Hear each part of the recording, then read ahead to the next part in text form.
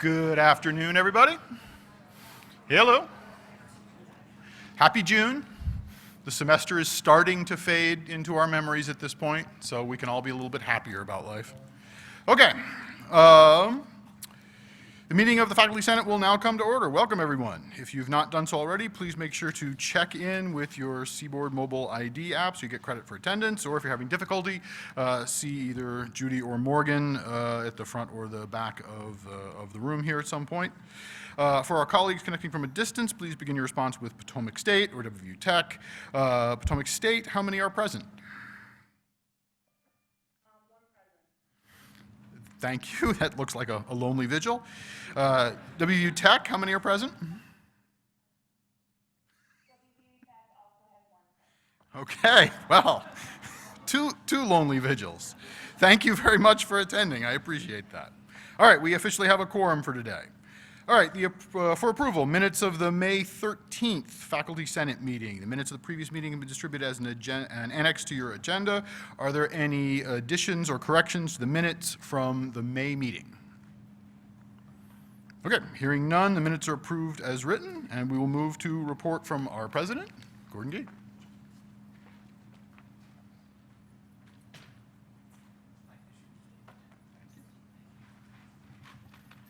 It is fading into memory, isn't it? You get into a different rhythm in the summer. As many of you know, I travel the state and go to most of the counties. I'm already on that vigil right now, and been a lot of rain, though. I must say that it's been a little challenging. So, I'm just going to take a few minutes today because I really want to allow Mary Ann to have a chance to chat with all of you and get a chance to get to know her a little bit better. As I think about the university, I think about it in two ways. I think about it from the challenges we have. Obviously, we do have challenges. We have a declining student population in the areas that we draw from. We have to widen our swath, and that's exactly what we are doing. One of the opportunities of being a member of the Big 12 Athletic Conference is the fact that we now spread the gospel of West Virginia into Texas and into the Midwest, and for that, I am grateful. As we know, the state is an unreliable partner, and increasingly so. I think that with their focus on public education, we always end up being in second place, but I also believe that public education is enormously important, obviously, and so we have to understand that we have that challenge, but that is the challenge that almost every university in the country has, as you know, and certainly I've seen that. And then with all of this kind of thing happening, we have to be very strategic about where we place our money and what we are doing. And we're doing that, and I appreciate all of the deans and the provost's office and others are taking a look at where we strategically invest and where we no longer perhaps have the opportunity to invest. On the other hand, I think that we have a number of things that are very important to us. First, we have excellent students. We are entering in a new class this year. Our student profile is going up, and as some of you know, we started about 5 years ago with about 300 honors students. We're up to over 1,000, about 20% of our class, which is probably perhaps a little bit more than we really should have, and we've done that by raising the admission standards once or twice, and so we're going to they're actually looking at raising the admission standards again, which may move that down a little bit, but I think that is very healthy.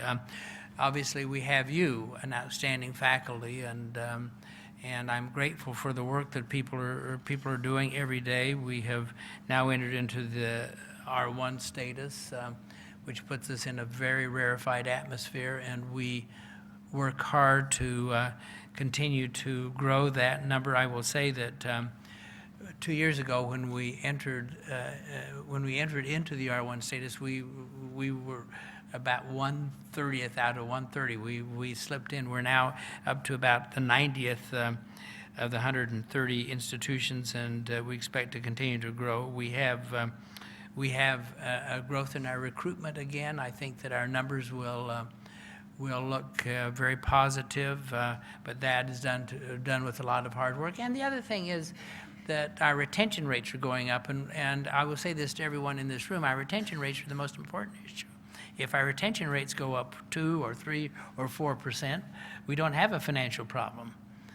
It's just that simple. So we have to continue to grow, to grow those retention rates, and that is due in the main to the work of our faculty and the work of our staff. And I do emphasize that we have 4 capital projects, significant capital projects, which will enhance our campus with tremendous facilities for business programs, our academic needs, obviously Hodges Hall, our new children's hospital, which is now going up. And then, as you know, we have a new leader in Mary Ann. We have a number of dean's positions for which we are now starting the search process, and I look forward to being part of that. So saying that, I really think that it's important for me to thank all of you for your year of service, for your years of service, and to tell you that even though I outlined the challenges, I also outlined the opportunities, and those are significant, and we will take full advantage of those. Saying that, are there any questions I can answer for any of you? Silent group. It's like when I talk with the parents in the morning. They don't ask me any questions, so I ask myself questions. I can start doing that. I'm a good guy. No, anyway. I got a question. Yeah. I got a question. Oh, you do? Yeah. Yeah. Yeah, I'm going to bug you. Is there anything in the special session for us? Anything going on? Well, the answer is yes, but we have to see what is going to happen on the education front. We could get caught up in issues. Our hope, we could get caught up in those issues. Our hope with the special session is that a couple of the projects which we have put forward from our Blue Ribbon Commission. We have not activated that again, but a couple of those proposals we are very hopeful will get passed, which will give us even more regulatory reform and perhaps even a recombination of a few institutions, which I would also welcome. Thank you. Okay, thank you, President. And now, for the first time, Provost Reed.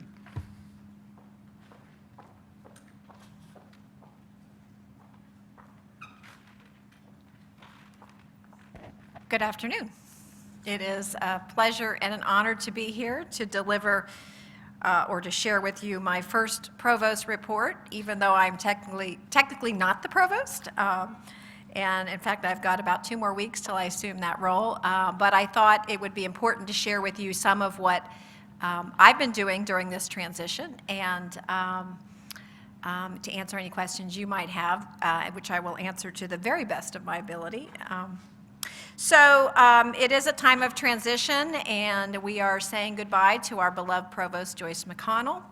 I have been fortunate to spend the past couple of weeks a great deal of time with her, learning from her in terms of what her priorities were, the expectations of the job, and a myriad of other things. I have my documents from those meetings. They are the headers of them are Provost Dump 1, Brain Dump 1, Provost Dump Brain 2. So I feel like I'm amassing a lot of information in a short amount of time, and it's been extremely helpful. And clearly I have some big shoes to fill. I will say Joyce is on her way out, so she will be in and out this week, and then she is gone, leaving the university. She will not be here from next Tuesday on.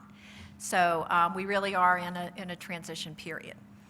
So I wanted to tell you a few things that I've been working on during this transition. I clearly don't have a laundry list of priorities that are larger reaching, but I thought it might be interesting to you to know that there is activity going on, and I am already preparing to serve in my role. So first of all, with the provost's input, with Joyce's input, I have been doing some reorganization of the provost office.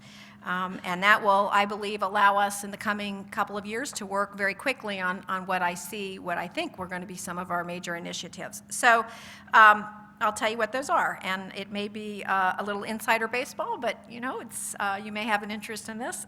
So Paul Crider, who is our vice provost, will become the vice provost.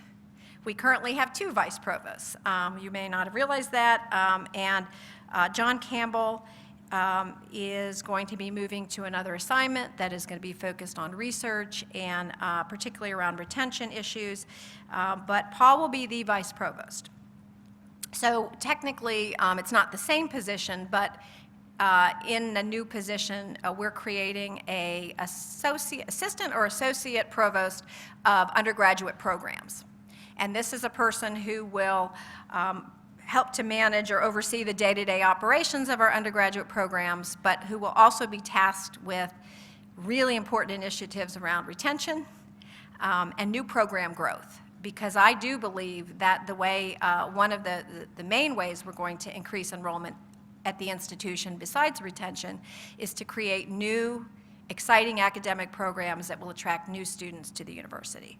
So we're looking for someone who's pretty entrepreneurial and creative in helping us do that. And as you may know, we have been conducting an internal search for that position, and we are currently interviewing candidates. So we should have an announcement by mid-July about that position. CB Wilson, as you know, is leaving, will be retiring from the institution after 42 years here, and 26 of those as the Associate Provost of Academic Personnel. CB has, his job has gotten so big and he does so much that I'm actually going to be splitting that up into 2 positions. And so we will have an Associate Provost of Academic Personnel who will oversee all the P&T cases and the compliance issues that we deal with at the university, and those are substantial. And then we're going to be creating a new position, an Associate Provost of Faculty Development and Culture. And what this does is it places a really strong emphasis on faculty development, leadership development, initiatives that ensure that we are an inclusive community, and those things that I think will benefit many of our faculty, including those of you in this room. In other words, we're going to really pay attention to this. It's not going to be an add-on. This is going to be at the forefront of what we're doing at the institution. And then the other changes I can tell you about right now is, I know you probably know by now that Ryan and Ann Claycomb are leaving us to go to Colorado. I don't know if you know, but there hasn't been a public announcement. A lot of people do know about it, I think because it's been shared on social. But in terms of the provost office, we'll be replacing the director of communications position as well. So all that's going to happen within the next month and a half or so. The priorities of the provost office to date, again, this is a very simple list of priorities, but they include, first and foremost, filling the vacant dean's positions. So as our president alluded to, we have a number of vacancies. Actually, with Ryan leaving, we will have 6 vacant dean's positions, and that includes the Statler College, Davis College, Extension, CPAS, Education and Human Resources, and Honors. And so filling those positions will be a priority. We have or will have interims in all those positions, and we will be doing a number of searches this fall. So stay tuned for those. We actually, the search for the new engineering dean is underway right now. And you may all have seen the posting for that. So we're going to be pretty aggressive in trying to fast track these searches and get the right people into these positions. And I believe we will get very talented people. The other focus right now for me is the focus on strategic transformation. So as some of you may or may not know, I had been tasked to co-lead that effort with Melissa Latimer by the provost. And what I would say to you is strategic transformation is a fancy way of saying strategic planning. And I think the goal was in this, as Joyce initiated this, was take a slightly different take on strategic planning. And so I want to tell you a few of the things that we see as being different, and then I want to give you an update on where we are with the process. So the emphasis is on strategic action. And by that I mean that we believe that we need to focus on those things that are aspirational, but that are doable and achievable, and that can be measured. So in some ways, it's a very pragmatic plan. It will be. And it also needs to be iterative, which means that it's not a plan that's going to sit on the shelf. I know you all have heard this before, right, ad nauseum, but it is not. This is a plan that we're going to be revisiting often, probably more than once a year, probably twice, 3 or 4 times a year, to make sure that we're on track, we're doing the things that we said we were going to be doing, and that if we need to shift gears, that we're able to do that. So again, action-oriented, iterative, results-driven. I think many of you would agree that our last strategic plan, we didn't have accountability and outcomes built into that, and so we need to have it in this process. One of the things the provost wanted to see was what she called bottom-up feedback. So making sure that we engaged particularly the academic departments early in the process. And so as a result of that, Melissa Latimer and the advanced team led a series of trainings this spring with department chairs and other leaders around campus to lead sessions on what we called strategic visioning exercises, which we're working with groups of faculty and some staff to say, what do you want the institution to look like? What are our strengths? What would you add? We didn't necessarily at that point talk about what you would subtract. But the idea here was to be expansive, to be creative, and to get the best ideas. And so something like, I think 65 units, maybe 69 participated in these strategic visioning exercises. A lot of people participated. There's a lot of data. And we are in the process of analyzing that data and actually working with our strategic transformation team, I'll tell you about that, in organizing that data and analyzing it and coming up with common themes. And I was really inspired to see the ideas that came from the faculty, but also was encouraged by the fact that so much of what needs to be done or what people feel need to be done is shared by so many. I mean, we have some of the same goals and aspirations that some of them are very specific, and some of them are more generalized. But I think the plan will reflect some common aspirations for the institution. So I'm excited about that. The process began in the fall, and I will say that there has not been a lot of communication around this, and I'm not exactly sure why, other than there's been a lot of transition this year, but there will be a lot of communication around this beginning in the fall. So the strategic transformation process began this fall when we solicited names and vetted people to be on this strategic transformation team. I will tell you that based on what the provost wanted to see happen, that this was not your typical strategic planning committee. The people that were selected are what I would call real innovators and change agents, very creative people who don't necessarily represent a particular college or a particular role. But there are a bunch of creative people who have come up, who are invested in this process, who are adding a lot of value and have been going through this process with us. And what has happened in the spring is that we have provided that team with a lot of data and information that give context to what we're doing. And that includes things like enrollment trends, regionally, nationally, the budget climate, the importance of retention, the legislative landscape, and so on and so on. And really just, I think it's been eye-opening for the members of the team to see the context in which we operate, the challenges we face, the limitations, but also the opportunities. So again, we've collected these, the results of these strategic visioning exercises, and this summer I'll be working with a smaller group, Melissa and I, a smaller group of that team, to just start to create a rough draft, and I mean a very rough draft of a plan. And then this fall, we will be seeking input from a number of constituency groups, including this one, especially this one, and we'll be making changes based on that input, and they really will be iterative, so I want to promise you that. But the idea is that we have something to share in the fall. We don't just walk in and start from scratch, and this is based on this excuse the expression, but bottom-up feedback. And then the goal of this is, the end goal is that President Gee will present the final version in his spring 2020 State of the Campus Address. So those are the things that I'm working on right now, besides just really trying to get a handle on the job and who's who and the enormity of it. But I do want to just take a moment and recognize that there have been some concerns expressed about my appointment. And I want to acknowledge that. I appreciate that. I am a non-traditional, I guess I would say in some ways I'm a non-traditional hire for a provost.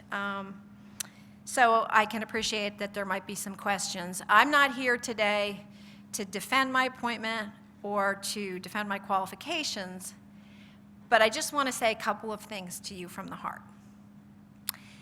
So what I want to say to you is, I love WVU. It has been my home, my academic home, and really my home for the past 26 years. And when I came here in 1993 as an assistant professor, I had no idea that this was going to be the case, that I would make my career here and that I would make my life here. And I bet there are a number of people in this room who can say the same thing, right? But it has gotten into my blood, and I see the transformative power of what we do. It has been a place of incredible opportunity for me and for so many other people, including our students. And so I accepted this position with really one goal in mind, and that was to help make this institution, this fine institution, even better. I know we face a lot of challenges, and our president laid those out. And they're significant, and I will not sugarcoat them for you. I mean, I truly believe in an open and transparent communication process. But I also, and I believe this, in part because I'm an optimist, but I'm also a pragmatist. And I believe that if we work together, guided by our shared love of this institution and in an atmosphere of mutual honesty, respect, and appreciation, I truly believe that we can meet those challenges head on and that we can move this institution forward. And I am looking forward to working with all of you, getting to know all of you in the coming months, and I hope that you'll be honest and open with me and that we can work together, again, to make this wonderful institution even better. So that's it for me. Thank you. Oh, yeah, okay, sorry, I'm new to this, so do you have any questions for me? Once again, I have one. Okay, Dave has one. Ryan Claycomb was double-hatted, Honors and was. Humanities Center. Right. Can you tell us what's up with that? Absolutely. So I don't want to say names yet because I'm not sure that all the lines have been, the I's have been dotted and all that. But we are going to fill both positions with interims. And we're moving, I think we have a person in mind for honors. I'm trying to remember this. Oh, Humanities Council, our Humanities Council, sorry. The Humanities Center, we have a person in mind. And then for the Honors College interim, we're having some conversations with several people. So again, we'll have, by fall, we will have interims in place for both of those entities. Yep. Anything else? Okay, thank you all very much. Thank you, Provost Reed. Okay, brief report from me. University is going to be operating under some new academic integrity and suspension probation policies with the new academic year. Senate will get a full update on those at the September meeting. The folks offered to come and talk about them at this meeting, but we figured it would be better, you'd be more in tune with the next year when you heard about them in September as opposed to hearing about them in June. So we'll get some folks to come in and talk about that at the September meeting and sort of let you know how those policies operate and other things like that. Senate voted a new sustainability committee for the next year. We had a sign-up sheet here at the last meeting, but I think it sort of got lost in the wash. If anyone's interested in working on the Senate Sustainability Committee, we'll have a sign-up sheet here, and you're welcome to come sign up on that or let me know independently. That's a committee looking at sort of environmental issues around the university, operate for a year or so, and then we'll sort of see where it goes from there. But if that's of interest to you on a curricular level, on a policy level, anything like that, it's a committee that will look into a bunch of different places. If you have an interest in that, please let us know and we'll try to get you on that. We usually have at this June meeting all the various Senate committees come and give oral reports of their activities and talk about what they intend to do for the next year. As I've said before, I'm going to shift that around. Those reports have been given to exec and accepted. They're going to be given to Senate at the September meeting, so the new senators and the new Senate can sort of hear what happened in the last year and hear about what the committees are. The new senators can be introduced to what the committee structure is and find out what those committees do. So we figured that was a better sort of introduction for the new senators and the new Senate rather than doing it at the June meeting. So that's up and coming, and you'll get that in the fall. Relatedly, we're going to slightly switch up the training for the new senators. So we're working on the training, as always, for the new senators, and that'll happen in August in preparation for the new Senate session in September. We're also going to be running a different training session for the faculty members and the senators who are on the curriculum-heavy committees, the Faculty Senate Curriculum Committee, the TACO Committee, and the GEF Committee, and even the folks who've been on those committees before and the folks who are veterans. We're going to ask you to come to those. So again, you can get trained up on the curriculum management system and some other computerized stuff. And also so the committees can sort of see what each other are doing. So all those curricular heavy committees can kind of refer as necessary to each other. So it helps communication among those committees. So again, you'll get information on that over the summer and working into the fall. Reminder, we're moving to the law school next year, so this is our last meeting in the Alumni Center. All future meetings, at least until it gets changed at some indeterminate point in the future, will be held at the Law Center. You'll get an update on that, but we think it's a better spot that costs us less money and is a better parking, better access for folks as well. So we're going to move off to the law school starting next fall. Finally, it's my last meeting. I want to thank everyone here for making this a successful year for Faculty Senate. I appreciate all the support I've gotten from everyone here. Any errors are mine, but the Senate wouldn't function without the selfless support and action of all of the senators here and all the faculty members as well. I especially want to reach out to the folks at the branch campuses, especially the two people who are holding the forts alone in the other places today. We really appreciate your support and help in everything you do.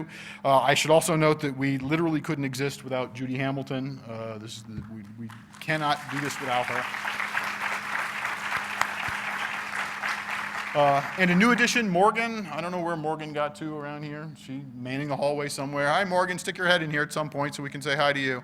Anyway, Morgan's a new addition to the Senate office, and we certainly are, and she's working out really well. Hey, Morgan, yay, thank you. So again, thank you for everybody. I appreciate all the support I've gotten and look forward to a better year next year.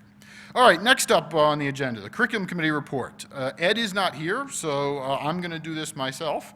I'm going to combine all the 4 approval items into a single votable measure, and then there's only one, I think, for information item. There's a whole raft of changes, mostly centered around one particular program. There's a new courses report, a course changes, deletion, and adoptions report. Those are Annex 1 and 2. And then a whole set of changes to AOEs in adventure and outdoor learning, aquatic physical activity, AOE in recreational sport, a new AOE in therapeutic exercise and rehabilitation. There's a change to the health and well-being program. That's the major change that's being undertaken here. Changes to the major in coaching and performance science, the new program in health and well-being, and then changes to the major in immunology and medical microbiology. All of those were annexes in the agenda. Are there any questions or points of discussion for any of these? Okay. All those in favor of approving Annexes 1, 2, and the set of changes to various programs, majors, and AOEs, please say aye. Thank you. All those opposed say no. Potomac State, how do you vote? Thank you, ma'am. WVU Tech, how do you vote? Thank you, ma'am. And the ayes have it. Annexes 1, 2, and the changes to various programs, majors, and AOEs are approved. Now, finally, there's a single for information item next on the agenda. For information, changes to the minor in leadership studies. Are there any questions or points of discussion on the changes to the minor in leadership studies? Hearing none, the changes to the minor in leadership studies are filed. Next up, report from Rob Brock, the General Education Foundations Committee.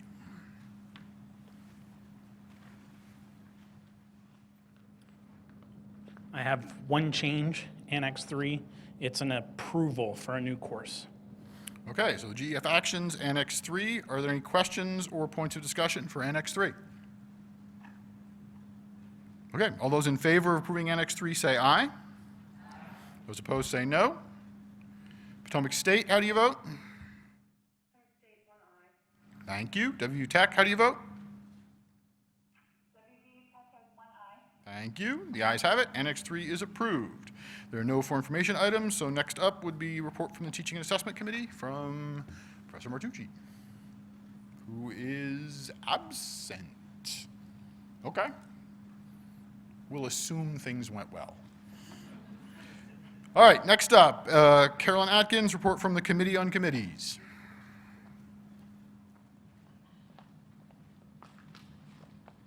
Well, we populated all 10 Senate committees, so there you have it. It's there in the annex. And don't forget now, this Sustainability Committee is a good one. It's a new one to get started on, especially if you're not on a committee now and you might be interested in sustainability or serving on a Senate committee. It's up there. I'm wondering if we should pass that through the audience because I'm afraid you're going to forget. So is there anybody here who's interested in being on it that Judy could maybe take your name down? Okay, here we have some, what is your name? Eberly Sikorsy. Spell your last name. Soccorsi. Soccorsi. Who else? Yes. Last name Harrison, School of Medicine. Harrison School of Medicine. Excellent. Yes, good. Amy Hessel, Everly College. Yeah, but we already have you for chair, so. Oh, yes, your chair. Yes. Congratulations, Amy. Good. Be careful what you wish for or volunteer for. Anybody else? Okay, we will send out an email and ask you, but I just thought while I was up here and had a captive audience and I've got a screen and all, why not? So, all right. Any questions for me? Okay, thanks. Okay, this is a votable item. The Constitution says that these are sort of pushed through exec and then confirmed by the Senate. So, for the slate of committee assignments for the 2019-2020 academic year, all those in favor, please say aye. Any opposed, say no. Potomac State, how do you vote? Thank you, ma'am. WVU Tech, how do you vote? Thank you, ma'am. Okay, so those are officially approved, and those committees can get started after July 1st. We'll be in touch with those folks, but the committee chairs can get started if they want to do some organizational stuff before the academic year starts. Okay, next up, report from Faculty Representative to State Government, Roy Nutter. Roy Nutter, Statler College, and your ACF rep. The ACF meets later this week, Thursday. The Community Technical College Council meets Thursday morning at Stonewall Jackson Resort. ACF is meeting in Charleston on Thursday afternoon. The agenda has not been sent out, so I suspect there's not a lot of earth-shattering things will occur. Friday is HEPC meeting in Charleston, and it looks to me like from their agenda that it's the budget setting meeting. So it's probably attaboys and a lot of budget items that you can look at if you look at their agenda. The ACF retreat is in July. Dave is going to represent us, theoretically anyway. And so that completes my report. Okay, anyone have any questions for Roy? Okay, thank you, Roy. Next up, Board of Governors report from Stan Heilman. All right, the board had a special meeting on May 19th or May 14th, just after we had our last Faculty Senate meeting. There were various items that were approved. One was to lower the tuition at Potomac State. That would qualify them for the WV Invest grant program that provides kind of a last dollar in for a free community college bill. They voted to increase some rates at University Park Apartments and move the leases to 12 months instead of 9.5. They will be building out space for a juice and coffee bar as well as a Chick-fil-A at the Health Sciences Center Market. And then finally, approval was given for leasing of farm property, which is adjacent to the Reedsville farm, and eventually that property will be donated to WVU. Call your attention, our next meeting will be held in Beckley. The committee meetings will be on June 20th, the Bechtel Summit, and then we will have a regular meeting on June 21st that will be held on the campus in Beckley, and that's where Matt and I and various other faculty people will give our faculty report to the Board of Governors. That's it. Okay, anyone have any questions for Stan? Okay, thank you, sir. Next up, for information, results of the Executive Committee election. This is Annex 5 off the agenda. This is the results of the recent voting to create the Senate Executive Committee for the 2019-2020 academic year. Thanks to everybody who volunteered for the Executive Committee. Thanks to all the senators that voted in the election. The next Executive Committee will consist of Lori Andrus from Public Health, Donna Ballard from Potomac State, Robert Bastris from Law, Ann Cronin from Medicine, Lisa DeBarmeo from Eberly, Eloise Elliott from CPAS, and Ashley Martucci from CEHS. But again, that's in the annex. I just wanted to sort of read it out so you'd know who was on the executive committee. No voting on that, so we just sort of accept that as just announcing that. All right, next up, almost to the end here. At the last Senate meeting, there was some discussion of shared governance issues. The senator brought up the issue of faculty input into the hiring of senior administrators. After some back and forth, I had suggested that the Senate send the issue to exec to write up a specific charge that could be used to form a committee to look at this kind of an issue. Exec discussed the issue of faculty governance extensively and decided to recommend against forming any committee. I had proposed a committee charge that sought to compare the input that faculty have at other peer institutions, Big 12, sample of other R1 public institutions that we compare ourselves to, compared to what happens at WVU. Specifically, the committee would look at faculty input with respect to both crafting the job descriptions of the dean and above level of administrative positions and the actual hiring process and faculty input to these hiring processes. After debating the issue for some time, the executive committee decided that one, the processes at WVU could use some additional transparency as these things come up. Two, that faculty does in fact have input at WVU to the hiring process through consultations with Senate leadership. Three, that it would be difficult to actually find this information at other institutions, and therefore that the comparison, if it attempted to be made through the committee, would actually not result in any useful information being found. And four, what other institutions do is not necessarily what WVU should do. The processes that work successfully for our president may not be the processes used at other places, and potentially by future WVU presidents. And five, that this was not a successful way to start the Senate's relationship with the newly formed administration.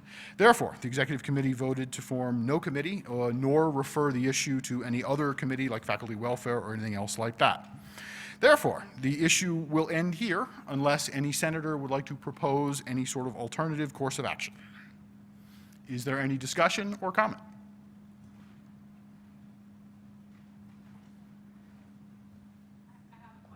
Absolutely. Really. And I wasn't at the last Faculty Senate meeting, so I just heard, how that went down. But I would like to know, and it's just a point of clarification, when the Faculty Senate exec meets, do they do that entirely with the presence of the president present? Yes, the executive committee is made up of members of the Faculty Senate, faculty members, but there are also administrators who are on the executive committee. Thank you. Since I talked about you with, should I go ahead and start handing this out, or should I talk first? Talk first. So, for those of you who were here last time, I raised the concerns of a lot of people, or at least several people in Everett College, and also I know at some other colleges as well, about the process, and the process in terms of not simply the current change of the provost office, but simply the role the faculty has, period, in faculty governance at WVU. It will not shock you to find that a lot of the people who had those concerns still have those concerns and are not pleased with the Faculty Senate Executive Committee choosing not to pursue this any further, especially considering the way in which it was proposed is really a fact-finding exercise. The idea would be to look at how peer institutions do this, and there is information out there at those institutions about this. I've already found like half the Big 12 schools information about this, and sort of see what that is, what our processes look like, and then to have whatever committee is composed consider whether or not writing a report, one of those processes is merited, and then of course that committee could decide who that report should be addressed to, should it be the Senate, should it be BOG, et cetera, et cetera. So I would like to propose the consideration by the Senate to go ahead and move forward with such a committee. Again, the idea is a fact-finding entity for the most part, and then it will decide if it feels a report is merited given our processes compared to those at the other Big 12 and other similar schools. Okay. So you have a committee charge you're proposing? Yes. Okay. Let's hand that out and let people take a look at it.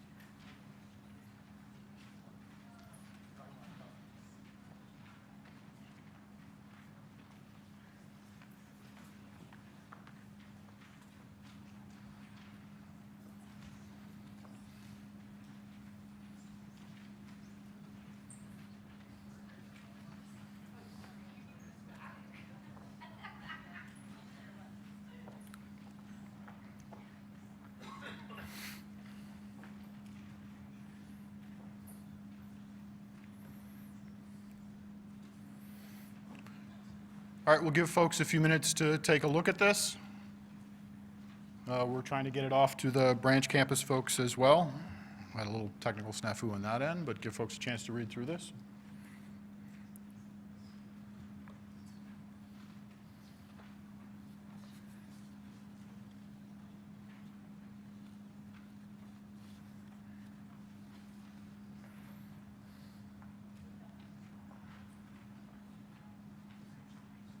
Dave, if it might help anybody, just in terms of the reading, for the key points at the bottom, I mean, the major structure is really just to make sure it's both self-focused and other-focused, and you can include both discrete data and trend data, and then the committee can put that all together in whatever combinations of things it feels is appropriate.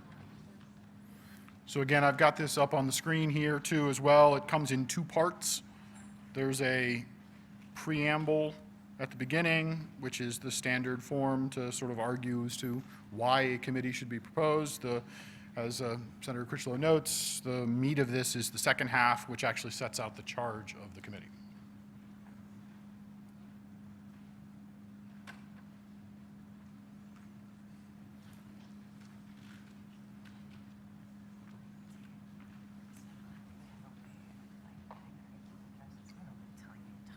Is what it is. Yeah, this is the important part, actually. I'll leave this up as long as I can.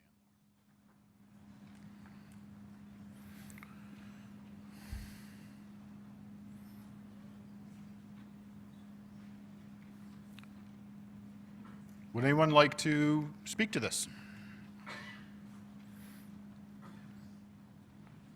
Scott Fleming, Chambers College of Business. And Scott, I can appreciate, and I really can, I can appreciate the direction from which this is derived. I served this past year on faculty exec, and I think one of the issues, and this was a long, lengthy, highly debated meeting, and I can only give you from my viewpoint, but one of the things that definitely popped up is that there was actually more faculty input than what faculty realized in this process. I think one of the things that helped drive the process, probably for the better, that a lot of folks don't understand, is the timeliness need for filling the provost position. And secondly, the success of other institutions that have had this process, and that given that our president has been at those successful institutions, and that we had faculty who we have voted into place to provide input, I think we felt comfortable with that. And I don't think that part has been expressed enough maybe to this group. I do appreciate what you put together here, and I definitely see, I see the direction from where you're coming, and maybe trying to gather more information, and that's not a bad thing. I personally don't think that we need more bureaucracy in the process, because we're already at that point where we're less nimble than we probably should be. But I do want everybody to understand that there was more faculty input than what you realize, and that we're giving through some of these discussions, I think a lot of people are getting the idea that there was no faculty input. There was actually substantial faculty input, and there was also approval by the Board of Governors too. So. Amy Hessel, Everly College. So as I mentioned, I wasn't here at the last meeting. And so what I read here is that, and I was very excited to see the idea of faculty governance on the agenda for this meeting today. And I was like, oh, what's that about? And I think given several things that have happened over the last couple of years, it would be really great to revisit this as a big picture item, not focusing on the recent events, but I think that looking at shared faculty governance and how it happens at other institutions is a really good idea for us for so many reasons. So.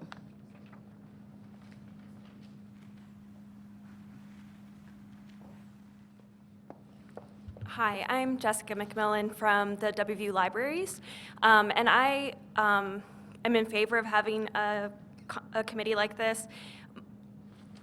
To address your point, if there was lots of faculty input, it'd be great if we knew what that was. I think Provost McConnell was an excellent choice. I think Marianne Reed is going to be an excellent choice, but I'm a little bit worried, like in the future, what if there's another new president that comes in and starts appointing people that are really not good for the faculty? It would be nice to know what's the input, and I mean, maybe we don't need any extra bureaucracy, but it would be nice to know, like, what is that faculty input?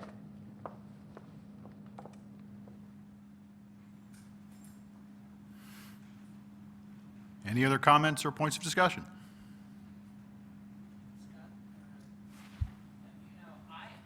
Microphone.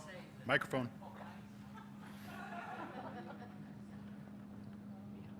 I'm good. How are you? Good, thank you. So, I understand this, and Scott and I actually had a conversation about this.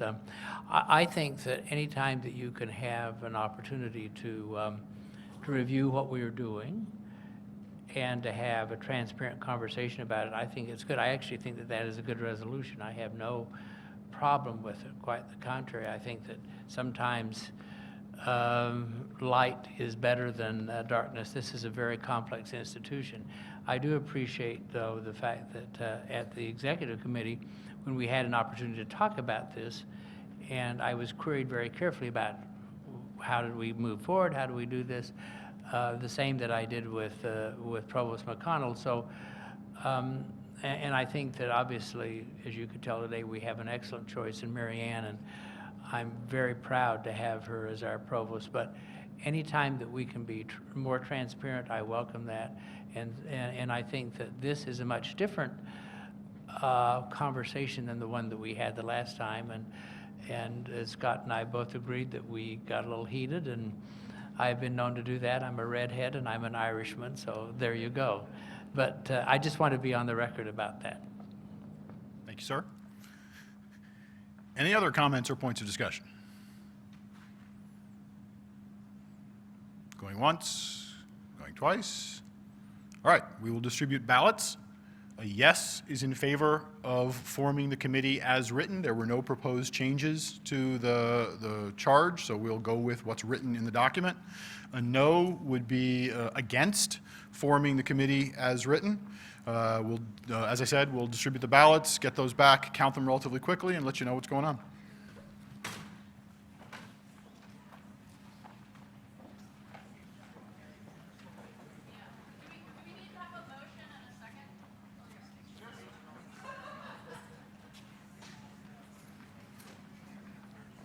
See, I knew there was a reason I made you committee chair. Scott has motioned, I'm going to assume Scott motions to form the committee. Is there a second? Okay, now we will have a vote. See? Committee chair.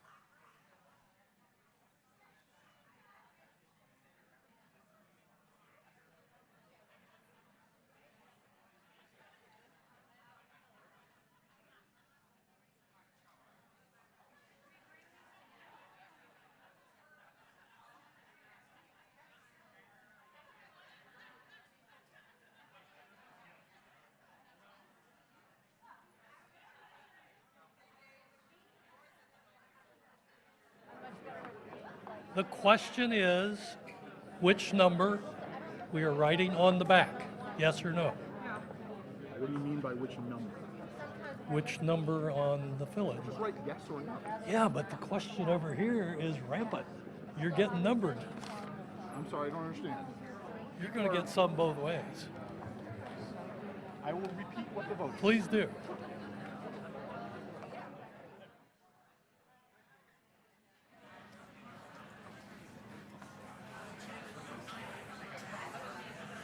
All right, so again, I've been asked to reiterate what this is. Yes vote is in favor of forming the committee. A no vote is not in favor of forming the committee. Again, yes equals committee, no equals not committee. Just write yes or no. Yes equals committee, no equals not committee. That's all we're doing.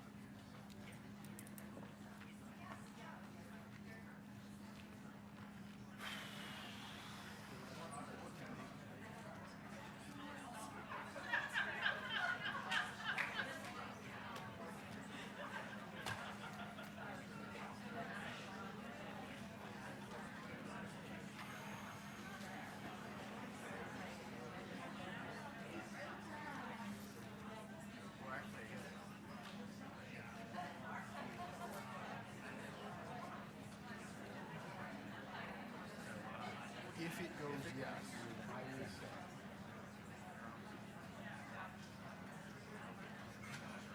Yeah, so.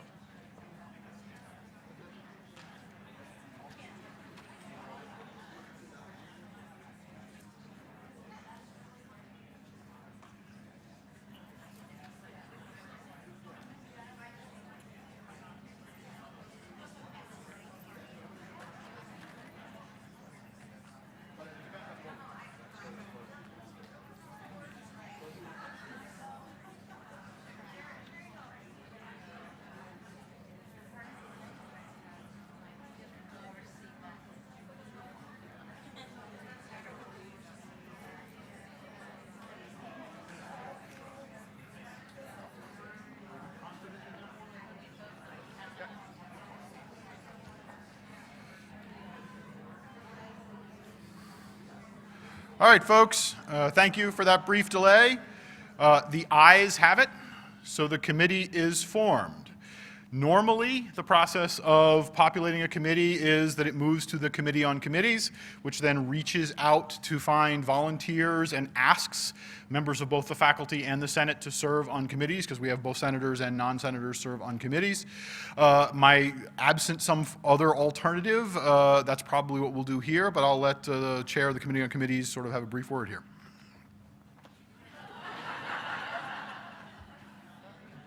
I'm trying to finish this term here, but it gets increasingly more difficult. Okay, tell me what you think. This is what I'm thinking. We want all constituencies represented on this. So what if we have the senators from each constituency come up with a name to serve on this committee and send it to us? And that way we'll have equal representation. I got nothing else. What, can you think of anything else? I mean, I'm open, but it seems to me that would... Well, I think it could be, Lisa just said, from among senators or from among faculty members. You know, normally we try to have non-senators on our committees too, and I still think that's a good idea. Now, I think that in this case, it's a special committee. It's kind of open for debate. I think that it could be senators. We definitely want senators on there. We want at least the same number of senators as we have non-senators. But as we do with our other committees, depending on the volunteers, we can have more senators than we post that we have, all right? Well, so I think, David, you have I'd also point out that we have, I believe, 13 constituencies. Judy? 16 or 17 constituencies. So that's a fairly unwieldy committee, and I suspect we would want to limit it to senators at that point, because one per constituency is a fairly large committee. You open it up beyond that, and it just gets too big to do anything useful. Oh, I agree with that. So what if we go right now, since this is new, it's something that can be ongoing, obviously, but for the first time, we okay with having just all senators on it? Everybody okay with that? Any questions? We have a winner. That's what we'll do. All right, so what we're going to do is, Judy, maybe you can send something out to all the senators. The senators should get together and decide if one of you wants to serve on the committee, then you're our person, obviously. Send that to Judy, and then we'll figure it out from there, okay? Or maybe the new Committee on Committees chair will figure it out from there. Somehow I think I'll still be involved. So. It'll be people who are senators next year. The last question, and then I'll let you guys go, is there anyone who wants to discuss chair of this committee? In other words, the Committee on Committees can decide that as appropriate, or I would, if there are particular motions, or if anyone has a suggestion as to how a chair for this committee would be created. Hey, I didn't make you get up. The other option is to let this committee get together and elect a chair. How about that? Okay. Any objection to that approach? Okay, so to rehash this one final time. The charge, we will publish the charge as an addendum or something to this. We'll somehow get it up on the faculty website so folks can see what it is. We will reach out to the 16 or 17 constituencies, we don't know how many, and get a senator from each constituency to serve on the committee. The committee will form itself and meet and choose its chair. Using the charge, it will move forward over the next year or so and deliver whatever it delivers back to the Senate as appropriate. Questions, comments? Okay, Next item on the agenda is the new business item. Does anyone have a piece of new business? All right, there's a long-standing tradition of asking the upcoming Senate Chair to come up and gavel us done for the year. So I will ask Emily Murphy to come up and say the words.